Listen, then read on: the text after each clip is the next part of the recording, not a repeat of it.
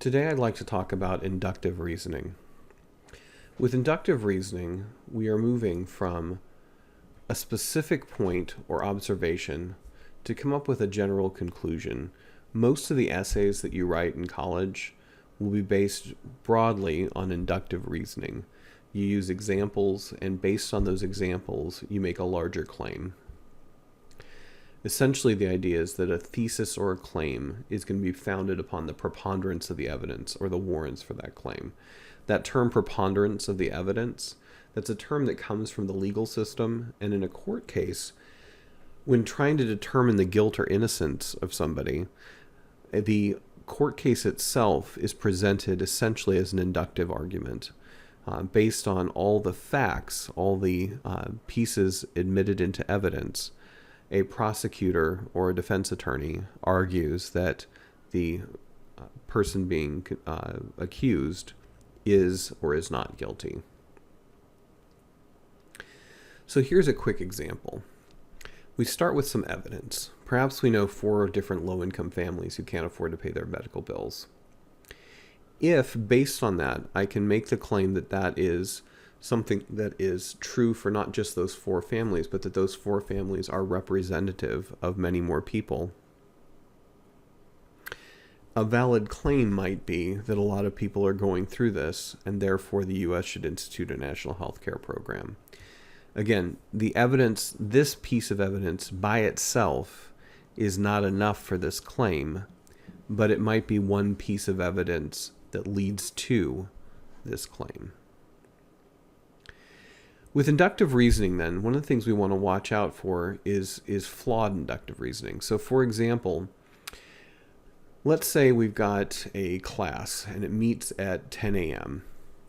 But let's say I notice that 4 people in the class are always going to be late. Now, based on that evidence, there are a lot of ways I could go with conclusions.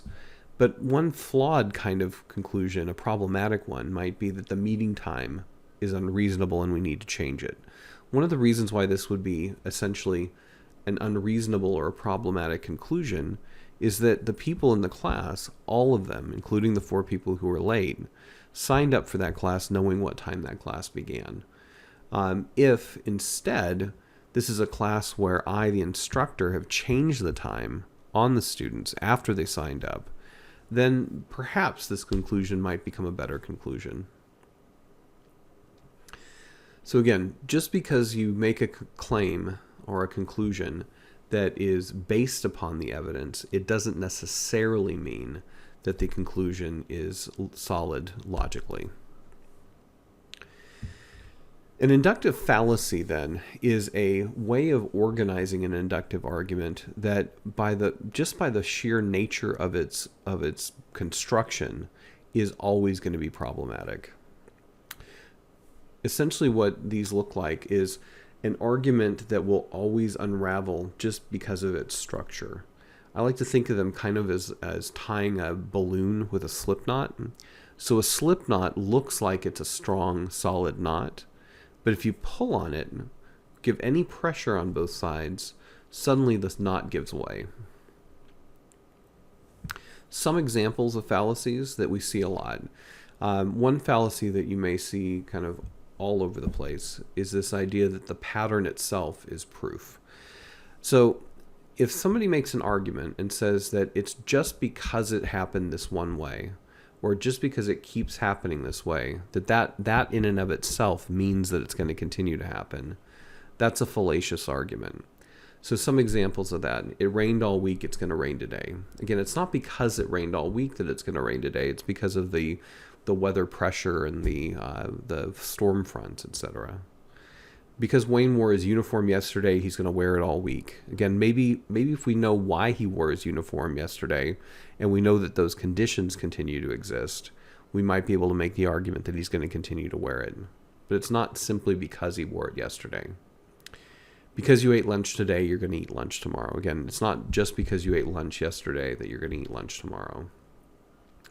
In politics, they like to do this a lot. They like to say things like, because the governor has been a Democrat, the next governor will be a Democrat.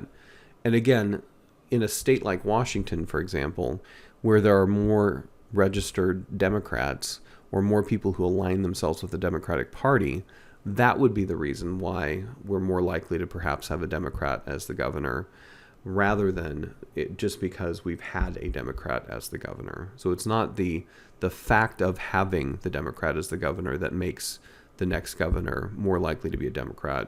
It's the fact that the electorate aligns itself more or says that they align themselves more with the Democratic Party that we're more likely to have a Democrat. In order for this type of reasoning to be more valid, you're going to want to address an external factor. So again, if I wanted to make the argument that Washington was more likely to have a Democratic governor, I could explain the makeup of the electorate. But again, even there, a state like New Jersey, for example, which has many more registered Democrats than Republicans, has elected a Republican over the last couple of terms. The example of salmon is a good example here. So, for example, when there were decisions being made about whether or not to pull out dams, whether or not to spend money to put in fish ladders, whether or not to find ways to make sure that salmon runs stayed healthy, people noticed that salmon were going downstream, and then that run, if it had been on a run that had been dammed up, that run was not as healthy over time, or it might have disappeared even. And while that observation, you could say that's enough, that we know the pattern, how salmon go out to sea, they come back in. Just seeing that might be enough. But it took explaining how that worked. It took explaining the way in which salmon will only go back up the same stream that they spawned in.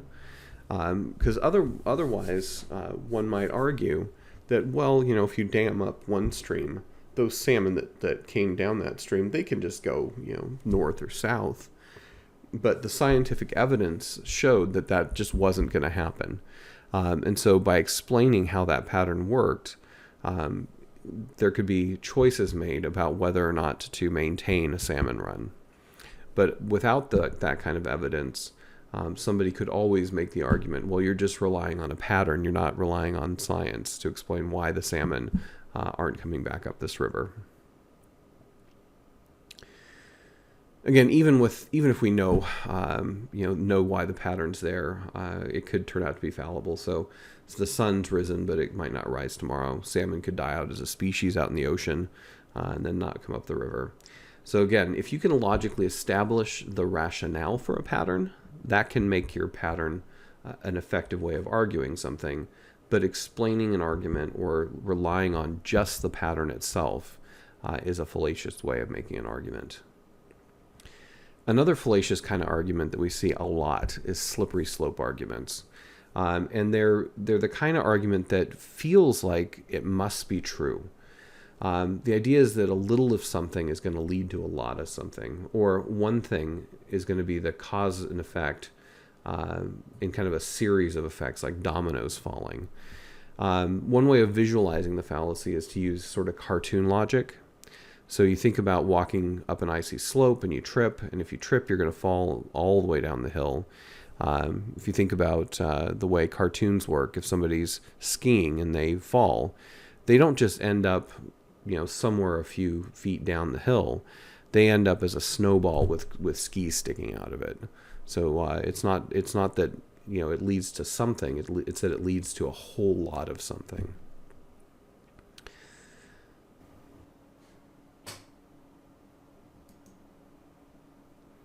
So let's look at some examples of this fallacy. So one example would be something like, if you do marijuana once, you're going to be a heroin junkie in a few years. Now, the argument that says that marijuana is a gateway drug, if it's explained in all of its complexity, is not in and of itself a slippery slope fallacy. But the way in which that argument is often given is, do this one drug and you're going to do all the hard drugs on earth. In fact, I think that sometimes it's almost presented to younger people that if you smoke one cigarette, that's going to lead to becoming a heroin junkie. Now, one of the reasons why one might want to use that kind of slippery slope thinking is that it adds fear. It gives somebody fear. And perhaps with drug use, fear is a good thing. Another one you'll hear in the gun debate is if we enact a background check for all gun purchases, they're coming for your guns in the black helicopters. Now, nobody in rational political circumstances who makes the argument that there should be background checks is also saying that there should be a confiscation of all guns. Nobody's doing that. And yet, there is a sort of fear that goes along with enacting any gun legislation, that a single piece of gun legislation, as innocuous as it might seem, feels like it's going to lead to the most draconian kind of drug or gun regulation. You'll see this often with people who are complaining about how cities are getting too big. So they'll say, if you build a major road here, it's going to turn our town into an urban hell. If you do this one thing, that's going to change. It's going to change the entire nature of our town. In some ways, it's the argument that happens. It's what actually happens when a Walmart comes into a small community. So the argument is sometimes made that if Walmart comes into a small community, the downtown corridor will basically be shuttered. Any smaller malls around the area will go out of business. And while that does happen, it's not happening just because there's this slippery slope that happens. It happens because of the economic realities of a Walmart coming into a small town. So whereas the local businesses in a small town with local ownership, the money that's made in those local businesses it has to be in some ways poured back into the community. The richest guy in town, the richest woman in town, if they own a business in town and they're making their wealth from the town, and they live in the town, their money on buying houses, buying cars, spending money on electricians or plumbers, that money is money that stays within the community to some extent. With a large corporation coming into a town, a corporation like Walmart, for example, the economics of that are that Walmart comes in, the money does not really stay in the town. While there are jobs at the Walmart, those jobs typically pay lower than the equivalent jobs might have paid in local businesses, and the profits of the store all go to Arkansas. Although it makes you wonder why Arkansas looks as it does. So again, the idea here with the slippery slope fallacy is that one thing by itself does not necessarily lead to another. Again, we can have more validity with a slippery slope argument if we actually show how one thing does lead to another. So for example, if we're talking about heroin usage, and we say that somebody using heroin is likely to become addicted to heroin, doing heroin once in and of itself, that does not lead to somebody automatically becoming an addict, but explaining the way in which heroin is extremely addictive would tend to lend some credence to this argument. Heroin, unlike perhaps marijuana, is incredibly physically addictive. And so it's not just the fact of doing it, it's the addictive qualities of the heroin that is causing the second part of that claim to be valid. Another fallacious argument is that because somebody says something is true, it must be true. Now, this one's fallacious when we're not talking about somebody who's an expert. When somebody is giving an argument as an expert, they aren't saying that something is true just because they said it's true. They're making that claim based on their expertise, based on their knowledge in a field. So some examples of this, something like a celebrity saying that clear cutting is bad. Now, clear cutting may be bad, but it's not bad because Brad Pitt thinks it's bad. It's not bad because somebody who doesn't work in that industry or understand that industry in and of itself, says it's bad. A supermodel says drinking milk is healthy. Again, it's not that drinking milk is healthy because the supermodel says it's healthy. We want to watch out for this, though, because even though I'm saying that somebody who's an expert can rely on his or her expertise to make a claim, we do want to watch out if somebody who is claiming expertise has been co-opted in some way. So, for example, during the time when Congress was trying to figure out whether or not the cigarette manufacturers knew that cigarettes were unhealthy, the cigarette manufacturers would trot out people with advanced degrees who would come into Congress and say how healthy cigarettes were and how their research suggested that cigarettes were the healthiest thing on earth.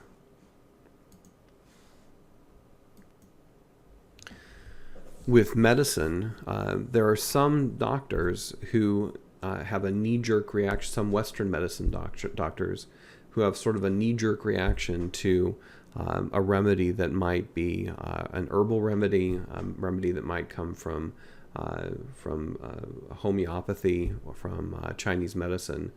And again, they may have a knee-jerk response against it and say that it has no validity without looking at whether or not there's been studies to prove that it has validity. Again, many of those remedies may have no validity, but it's not that they don't have validity just because somebody said they didn't have validity.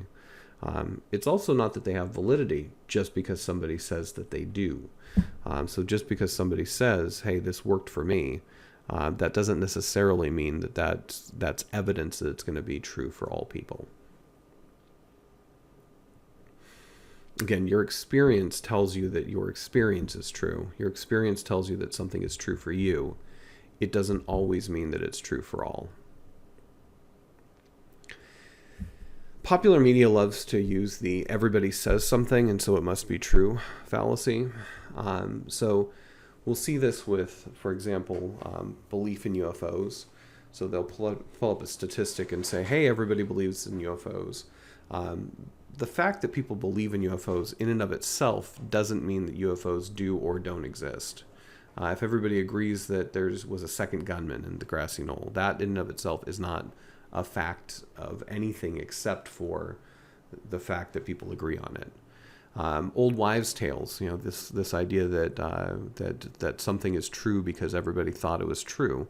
So, for example, at the turn of the last century, there was an old wives' tale, a folk remedy that said that smoking was going to be good for lung ailments. And I think most of us would agree that smoking is not good for lung ailments. It's certainly not the best course of action. Some additional fallacies, I'm just going to kind of go through these quickly because I've been talking too long to you. A straw man argument. So a straw man argument is where you set up the other side for failure by giving their worst claims. The way to think about this is that it's like trying to fight a straw man. If you try and fight a straw man, you can defeat that straw man very easily, very quickly. In the abortion debate in this country, one example of a straw man argument is just the naming convention that each side in that debate uses for itself. So, for example, on the side that would say that women should be able to control their reproductive rights, they call themselves the pro-choice side. In calling themselves the pro-choice side, they are basically saying then that somebody who doesn't agree with them, somebody that's on the other side, is anti-choice, against choice. It's pretty easy to argue that being pro-choice, being wanting choice is a good thing. And it's pretty easy to say that somebody that's against choice is somebody that's making a stupid argument. On the other side of the debate, then, somebody who wants to reverse the Roe v. Wade decision would call him or herself pro-life. Now, calling yourself pro-life means that the other side of the argument, the people who would disagree with you, are essentially anti-life, pro-death. Now, again, saying that if my opponent is pro-death it's incredibly easy to say that that's a crazy, stupid argument to be pro-death. And so in both cases, the naming convention is setting up the other side for automatic failure. It's basically saying that the other side's arguments have no validity. Now, there are probably ways in which both sides could make arguments that allow each side to get more of what it wants to have happen in the world. But by starting from that point where you set up, where each side is setting up the other side as having a crazy fanatical position, it's really no wonder that this debate continues to rage on. Making a faulty analogy. Making an analogy is where you liken one thing to another. You liken something that's maybe hard to understand to something that's easier to understand. So, for example, we should have laws against clear cutting because we have laws against some bozo going into your backyard and cutting down all your trees, don't we? Now, the reason why this is a faulty analogy is that the analogy itself has to do with private property rights, and private property rights don't really have anything to do with forestry practices. Attacking the person rather than the idea, or an ad hominem attack.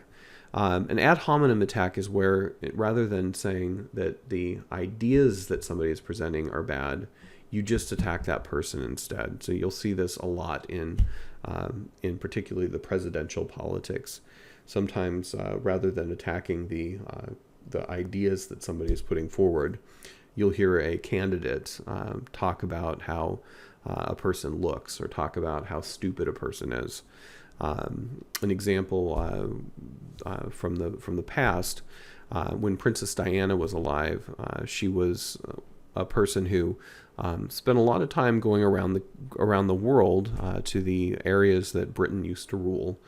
And in going around the world to these different areas, many of them part of the third world, she'd come across people, and children particularly, who had been hurt by landmines that are left unexploded in fields after a war is over. And so one of her causes was to make sure that people knew that it was important to take actions to get rid of landmines after a war. Now, there are certainly reasons that one might argue against that. One could argue that it costs too much money. One could argue that it's too dangerous to try and worry about landmines after a war has happened. There's ways of arguing that. Maybe not; those are not maybe the best ways, but there's probably ways of arguing that. There's certainly ways of arguing against whether or not we should ever have landmines. So what somebody might argue, well, because this happens after wars, we should never use landmines at all. And there are probably military experts that might argue for how landmines potentially save lives. But rather than making those kinds of arguments, even if they might be difficult to make, many people would make arguments about how Princess Diana was a little stuck-up princess and a little snob, and just because she's a pretty princess, why does she think she knows anything about war? And that doesn't really engage with the arguments about landmines that are being made. Emotional pornography is another fallacious way of arguing. So, buy into this position, or this cute little puppy is going to have his ears slowly torn away, and then his body will be disposed of in a way that devil worshippers will find it, desecrate it, and then desecrate it some more. Don't you like puppies? So when you're presenting your argument in an extremely heightened emotional way, that can be a fallacious way of presenting an argument. So when making your arguments, one of the things you want to be always thinking about is trying to convince somebody who doesn't agree with you. Keep in mind that anybody who agrees with you doesn't need convincing. There's that term, preaching to the choir. Good arguments shouldn't feel like they're trying to preach to the choir, preach to somebody who already has agreement.